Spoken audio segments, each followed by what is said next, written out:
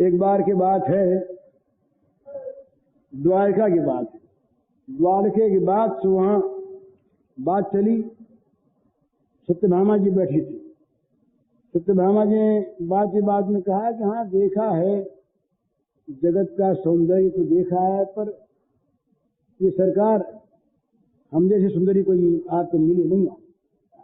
बोले भाई ऐसी बात, तुम बड़ी सुंदर हो गई बात। एक दिन बात चल रही थी, भाई कौन जल्दी जा सकता है, किसकी चाल तेज। तो बात चलेगी भाई वो तेज है, वो तेज है। तो गरुड़ जी ने कहा वहां बैठे बैठे थे पास मन में, ये सब सरकार क्या बात कर रहे हैं, हम तो बैठेंगे, हमारे समान किसी की चाल संसार में है क्या। तो बोले सरकार आप चाल वाल की बात सोचिए, दास बैठा है, दास से बढ़कर किसकी चाल है, तो दास आपका सेवक है। वो ठीक गरुड़ जी, आप में तो बड़ा बल है महाराज, बड़ा बल है। फिर चलिए एक दिन बात, तो बोले भाई संसार को सबसे शीघ्र अपने वश में कौन कर सकता है। तो हाथ में था चक्र, रखे थे चक्र भगवान। वो बोले कि महाराज ये हम हमारे बैठे सोचेंगे कि सारे जगत को वश में कर ले हम अभी से, कौन बात है। भगवान ने कहा हाँ तुम तो ऐसे ही हो भैया। एक दिन बात चली चली, सबके मन में बात पैदा कर दी। तो भैया पहले बोले भाई हनुमान को बुलाना है, तो एक काम है। तो बोले हनुमान आवे, तो हनुमान तो बिना राम के बातचीत करेगा नहीं, हनुमान के लिए राम चाहिए। तो श्री कृष्ण बोले कि राम तो हम बन जाएंगे, राम तो हम बन जाएंगे, पर सीता कौन बने। हाँ तो सत्यभामा जी आप बनो सीता। सत्यभामा जी ने कहा हाँ सीता बन जाएंगे, कौन सी बात। तो बोले अच्छी बात है, हम तो राम सीता बन जाते। तो चक्र भगवान से कहा कि आप एक काम करो, आप दरवाजे पे बैठे रहो, समझे, किसी को आने मत देना। बोले ठीक, नहीं आने देंगे। गौड़ जी से कहा कि गौड़ जी आप जाइए गंधमादन पर, और हनुमान से कहिए कि भगवान राघवेंद्र ने आपको बुलाया। राघवेंद्र कहिएगा, नहीं तो आवेगा नहीं, उसको कृष्ण की क्या परवाह है, आवेगा नहीं वो। तो अच्छी बात है।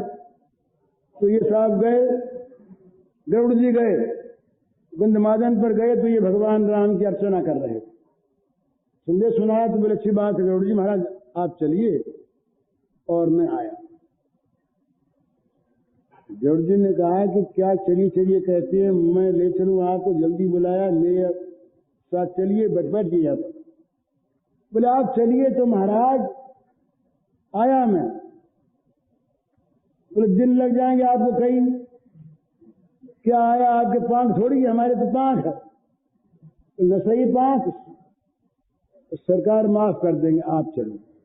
तो गरुड़ जी पूरे बेग से चले। बोले ये हनुमान बहुत बोलता है, पहुंचेगा कई दिन के बाद कह देंगे सरकार से कि वो आया नहीं। गरुड़ जी तो चलते ही रहे, और हनुमान जी पहले पहुंच गए। जब हनुमान जी पहुंचे, वहां पर दरवाजे पर ये चक्र महाराज बड़े सुदर्शन जी दाहिने कंधे पर खड़ा था, सरकार ने रोका है। तो वो बोले कि राघवेंद्र के दरबार में हनुमान की विरोध हुई नहीं आज तक, तो तुम नई बात क्या, तुम कौन आगे बढ़ गया था।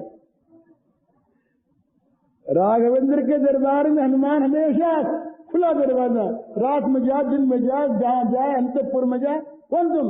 बोले हम चक्र हैं।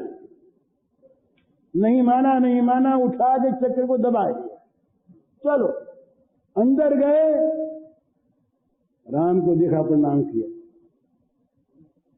सीता को देखते रह गए। भगवान बोले कि प्रणाम करो ना। बोले महाराज ये तो कुछ चुड़ैल बैठी है, ये कैसे आ गई आपके बगल में।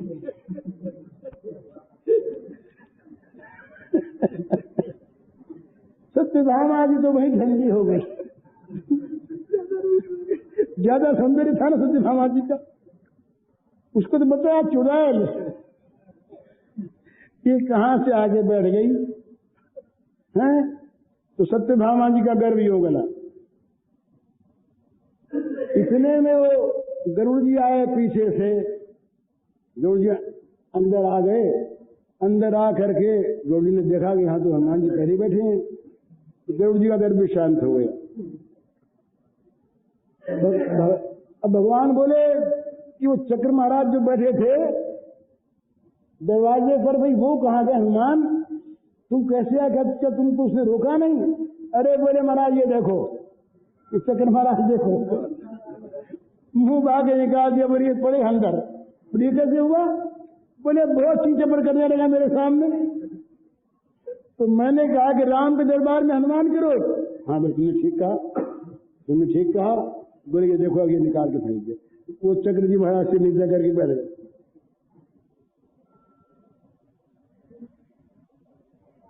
तो इस प्रकार से ये जब भी अपने बल का अभिमान होता है दास में, ये मैं कह रहा था ये कि सेवक में सेवकत्व का अभिमान तो है, पर मेरी बुद्धि से, मेरे बल से, मेरी शक्ति से,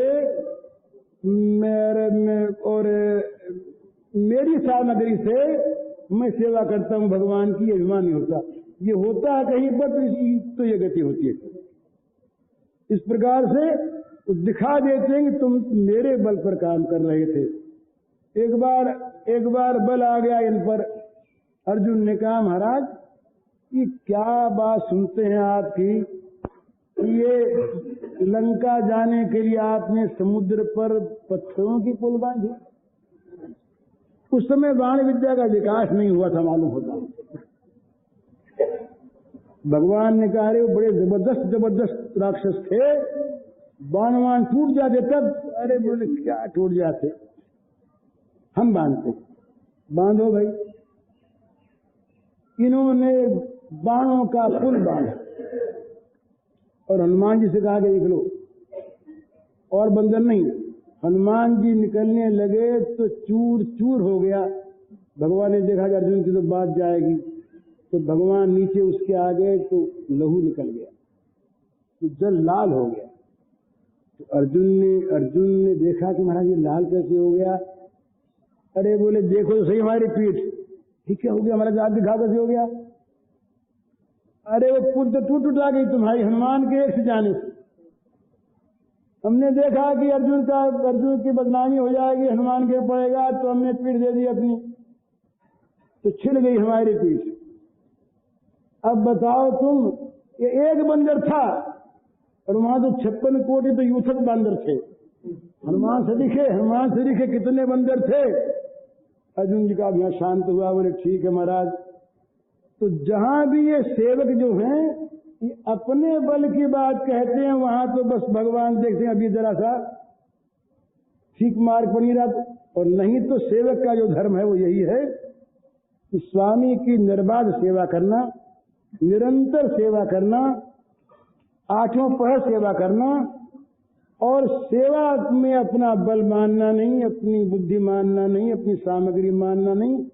स्वामी की वस्तु, स्वामी की प्रेरणा, स्वामी का बल, स्वामी की बुद्धि। मैं तुच्छ सेवक और मुझे सेवा का हक दे दिया भगवान ने, ये कभी नहीं छोड़ूंगा। तो सेवा को नहीं छोड़ता, ये है सेवक का धर्म। दास चरित्र, इसमें राग न हो तो वो सेवा अष्टपहरी नहीं होती। अष्टपहरी सेवा होती है ये वैष्णवों के यहाँ, अष्टपहरी सेवा, अष्टयाम। अष्टयाम में जो करते हैं ना ये बड़ा सुंदर करते हैं, पर याम के अलग अलग करते हैं। और उनका मतलब यह है कि आठों याम ही चलती रहे, विराम बीच में हो ही नहीं।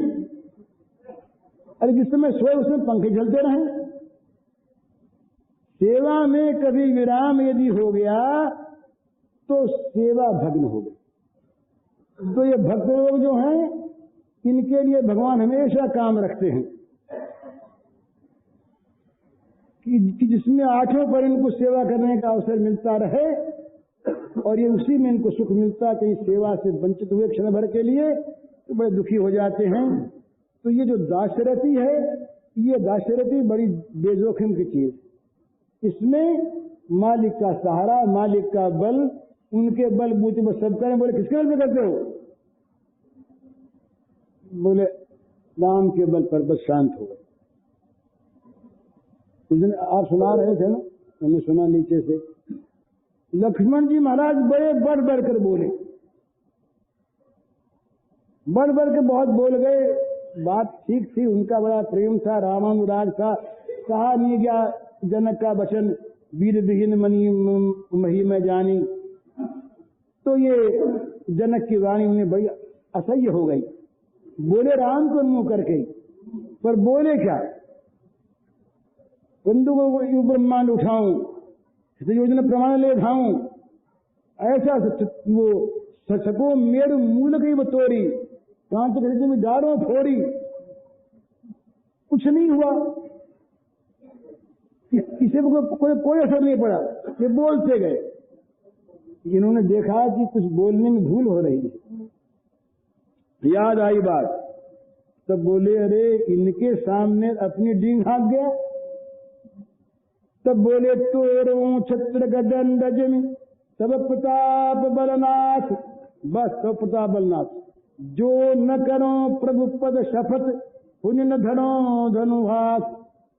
लखन सकोप बचन जब बोले, जगमगाने मही दिग्गज डोले। डोल गए दिग्गज, मही डगमगा गई। क्यों डगमगा गई? तो प्रताप बलनाथ, राम का बल, राम का प्रताप आ गया लक्ष्मण की वाणी में। तब लोगों ने देखा कि अब खैर नहीं। तो ये इसीलिए जो सेवक हैं, वो सेवक केवल अपने स्वामी का बल मानते हैं, उनकी बुद्धि मानते हैं, उनकी सामग्री मानते हैं, अपना सौभाग्य मानते हैं कि अपनी चीज को अपने लिए बचने का काम भगवान ने हमें सौंप दिया कि तुम करते रहो, हम धन्य हो गए। उसमें एक भय रहता है, मालिक का भय है। यद्यपि भय सेवक जो पुराना होता है उसको नहीं रहता, पर तब भी एक मर्यादा है। एक भगवान के सामने एक सम्मान का भाव है, नीचे बैठना है, चरणों में रहना है, हुक्म बजाना है, तो सावधानी है, बेनियम नहीं करना है। सख्य में बेनियमी आ जाती है, इसलिए थोड़ा सा वो जोखिम की चीज है, और मधुर में अत्यंत बेनियमी है, इसलिए बहुत जोखिम की चीज है। वात्सल्य में बेनियमी तो है, पर बेनियमी होते हुए भी उसमें डर है कहीं बीमार न हो जाए, उसका डर है। इसलिए वात्सल्य भी बेजोखिम का है। सख्य में कुछ जोखिम है और मधुर में बहुत जोखिम है। इसलिए राग का मार्ग तो उत्तम, विराग की अपेक्षा राग मार्ग उत्तम सहज, पर विराग मार्ग, ये राग मार्ग में सर्वोत्तम चीज है मधुर, पर उसके अधिकारी नहीं। इसलिए सर्व सुलभ, सबके लिए सरल, और अवश्य अवश्य भगवान की कृपा प्राप्त कराने वाली रति, वो दास रति है, वो सेवक रति है, वो दास्य भाव है, और ये रागानुगा भक्ति है। भगवान हमारे स्वामी, हम